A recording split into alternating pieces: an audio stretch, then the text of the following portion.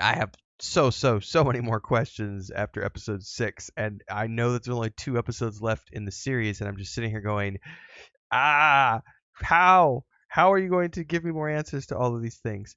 Um, really good episode. I'm gonna spoil all the things, so you've had your warning. I got to get out of the way quick because I really want to get into the the mind games that they're playing now with us. It's crazy. Anyway, you've been warned. This is not spoiler free. Talking the whole episode. 5, 4, 3, 2, 1. Are we talking like? Because I know it's in. I'm playing Fallout 4 right now, right? And a big thing there is cryo freezing. Like they actually, the protagonist that you're playing is frozen for a couple of 100 years, wakes up, has to go out there and deal with things that are going on. And one of the big mind screws here is that Moldover is also known as the Lady of Flame, and she appears to be the same person who was behind an anti-Vault Tech organization that Cooper ended up meeting up with because he was scared or paranoid about what his wife was talking about in terms of what her work in Vault Tech was doing. It's crazy. It's complicated, but she totally shows up 200 and however many years ago it was as a younger version of herself. And then when we've seen her in their current form, she's haggard and worn out and everything else. So it just leads me to reason that maybe she got frozen. I don't know. Is it cloning? I don't know. We're going to find out more. Obviously, there's tons of experiments going on because now we're finding out more about the vaults. And the vault that they ended up in at the end of the last episode is not a nice place to be. So let's analyze Cooper's story first. There's a lot of flashbacks here with the ghoul / Cooper. And his big thing was his role in Hollywood and his association with Vault Tech has led to him losing out on movie roles. And there's a huge anti-communist sentiment going around, and anybody who's associated with one side or the other is getting involved in Fallout. And some of the actors that he's known in the past are being accused of being communists, and he meets up with one of these guys who he used to do a lot of acting with. And this guy basically tells him, dude, Vault-Tec is a bad business. Like it has a fiduciary duty to make its investors money, and as a result, it's in their best interests for a nuclear war to happen, which in the back of our minds is already the bells are ringing like, oh, so Vault-Tec was behind the very bombs that dropped and wiped out everybody and forced people into the shelters in the first place. Like, what? So he convinces Cooper. He's like, look, man, you really need to learn out more about Vault-Tec, but what your wife's getting into. Come meet up with us in this meeting, this church. We'll get you up to speed on things. But before he gets to that point, he, has some discussions with his wife, and he's very grumpy about things because she's telling him things like, we're not going to be able to take the dog into the vault, and it's going to, poor daughter, she's not going to, she's just going to have to deal with it. We can't. And he's like, why can't we have dogs? Who decided that? I fought for my freedom, and you're telling me that I'm going to have to, because, he fought in the wars, and now he's like, and you're telling me I'm going to go into one of these vaults and just give up the freedom that I fought for? And she's like, I'm trying to do what's best for this family and save you and get us into a position of management in one of the management vaults because it's one of the best things because you don't want to be in any of the other vaults. And she lets slip these little tidbits that it's, some of these vaults are not going to be good places. And this directly ties into where Lucy and Max have ended up because they are in a place that is not a nice vault. It's full of mutants in the first place, and it appears to be taken over by people who are surface dwellers who were not born in the vault, and it's the remnants of what happened at Shady Sands. And they keep telling, don't go on level 12. They're trying to win him over with sweets and candies, and poor Maximus is hook, line, and sinker with the bathrobes and the caviar and the chocolate and the air conditioning and the hot water and all the things that he's been missing his whole life. And so he's willing to turn a blind eye to everything, while Lucy attends one of these gatherings that they have to celebrate, and everyone starts to strip naked and drink blood, and they're talking about there must be blood to save, and then they show a picture of Moldover, and poor Lucy's freaking out at this point. So she decides to take off and go down to the level 12 where she's been told not to go. And she gets down there and she finds out that this particular vault experiments on pregnant women.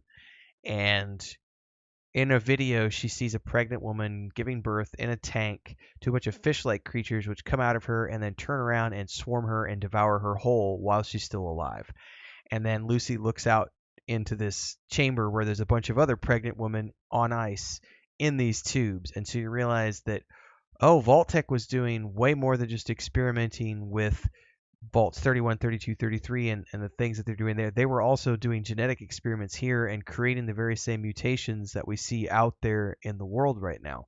So very nefarious stuff going on here, and it stands to reason that, yeah, some of the things that um, Vault-Tec was doing was not that good, and it probably is a good thing that Cooper was questioning things back in the day. Um, so that was interesting to see Moldover in the present, the same as the woman from before, although admittedly looking a little bit older. So if there was cryogenic freezing going on, she must have passed most of that time in a tube, and then she's been awake for who knows how long, and she's been gathering forces, continuing the mission. But that leads to the next question which is, was this all planned? Like, in terms of Vault-Tec planning the bombs, and if it was the whole timeline planned? And was Moldover a part of that? How did she have access to the plans? Did they somehow take over the Vault 4 from the original Vault-Tec residents, and then they've just lived there since then? I don't know. Lots of questions. I don't have answers yet. So lots of going on here.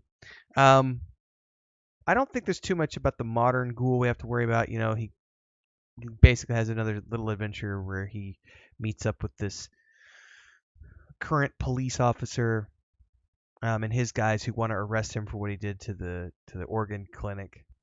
Quick commercial break, everyone, to celebrate and give thanks to all of these amazing people who keep me on the air full time. Really appreciate the support.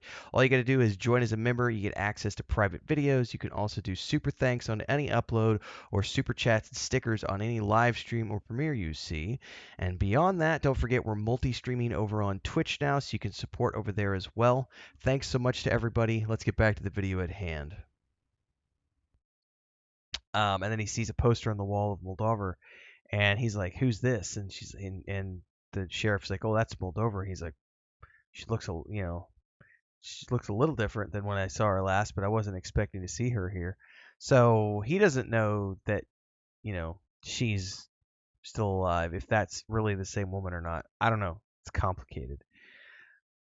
I think behind all of this, with the main story of they still are obviously chasing the head. Although I'm beginning, I still have to know more about what was the chip that he injected in his head that makes that head so worthwhile to this woman. Excuse me, I was chopping off a yawn there. I don't know. I have a lot of questions now. The big thing for me though is realizing that Vault-Tec is, in Cooper's era, Vault-Tec is trying to pawn themselves off as this, perfect in company that's just trying to do the best for the people and provide a future for those because they believe nuclear war is inevitable. And if they were the ones behind the nukes, then they literally were, inevitable because they were planning on doing it. And so they were just trying to prepare people. But that just sounds crazy to me. But at the same time, they keep talking about in the past, like the government was broke because of all the wars, and Vault-Tec took advantage of that, becoming this company that owned half of everything in the United States, buying out all these different companies, and through it all, the Cooper of then is watching his wife go deeper and deeper into this, but she's in panic mode because she works for Vault-Tec. She's trying not to give anything away to Cooper, but she keeps giving him hints and signals that there is this is an inevitable future. There is an inevitable nuclear fallout coming. I'm trying to prepare us for that inevitability. And he just thinks that she's kind of off the rocker with the Kool-Aid, believe in conspiracy theories. But if she's on the inside with Vault-Tec and she knows what's coming down the pipeline, she's trying to do what's best to save her husband and her daughter.